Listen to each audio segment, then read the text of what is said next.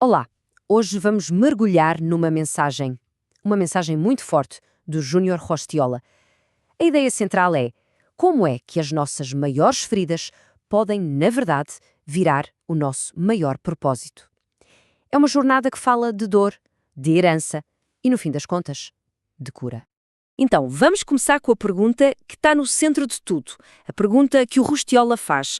O que é que move a nossa vida? O que nos guia? E, segundo ele, para muita gente a resposta não é bem uma escolha consciente, sabe? São forças que a gente nem vê, tipo traumas, vícios ou até umas mentiras que a gente contou para si mesmo e acabou acreditando.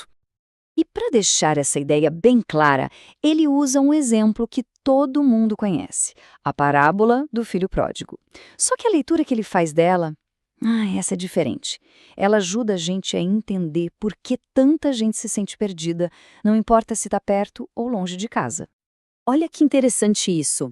A gente vê aqui que o problema é o mesmo, só que com duas caras diferentes. De um lado, o filho que foi embora, ele acreditava naquela mentira de que a vida boa estava longe do pai. Do outro lado, o filho que ficou. Ele também vivia uma mentira, a de que, mesmo estando ali, fiel, ele não merecia nada do que o pai tinha.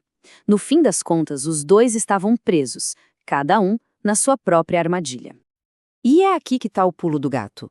Estar perto fisicamente não quer dizer nada se não existe uma relação de verdade. Nenhum dos dois filhos tinha essa conexão genuína com o pai. E por causa disso, nenhum deles conseguia aproveitar o que já era deles por direito. Eles eram guiados por mentiras, um longe de casa e o outro dentro da própria casa. Ok, mas e na vida real, como isso acontece? Bom, é aí que a coisa fica séria. O Roscirola abre a própria vida para gente. Ele conta a história dele, que é, na verdade, um exemplo muito forte de como o trauma passa de geração em geração. É um ciclo pesado, né? Dá uma olhada nessa linha do tempo.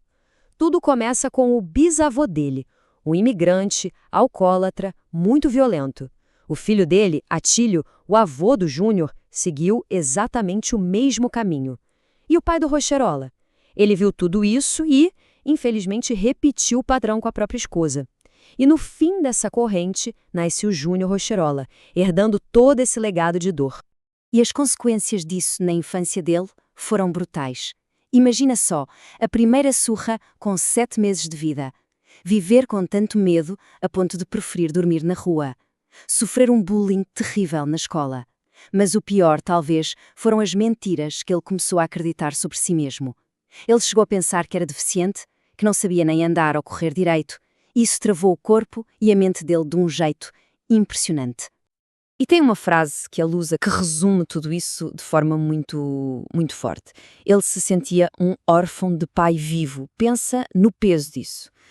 Captura perfeitamente o abandono emocional, não é? A ferida de não ter um pai, mesmo que ele estivesse ali, de corpo presente. Mas, felizmente, nenhuma história precisa terminar no fundo do poço. E é agora que a gente começa a ver uma virada de chave. A gente vai sair do problema para entrar na transformação. E essa virada aconteceu com 13 anos de idade. Ele estava numa depressão profunda, já tinha largado a escola, largado a vida praticamente. Foi aí que uma vizinha fez um convite, algo simples, chamou ele para ir na igreja. E foi essa sementinha que começou a mudar tudo. Lá, ele ouviu uma música com uma frase que bateu fundo. Casa de Deus onde flui o amor. Agora para pensar. Para um menino cuja casa era sinônimo de violência, ouvir falar de uma casa onde o amor fluía, isso foi revolucionário. Claro que não foi um passe de mágica, a cura não foi na hora, mas foi o primeiríssimo passo.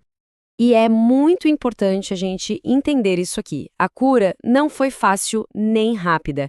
Ele fala que dos 13 aos 22 anos foi uma verdadeira guerra dentro dele. De um lado, todas aquelas mentiras do passado puxando ele para baixo, e do outro, as novas verdades que ele estava começando a aprender sobre quem ele era de verdade.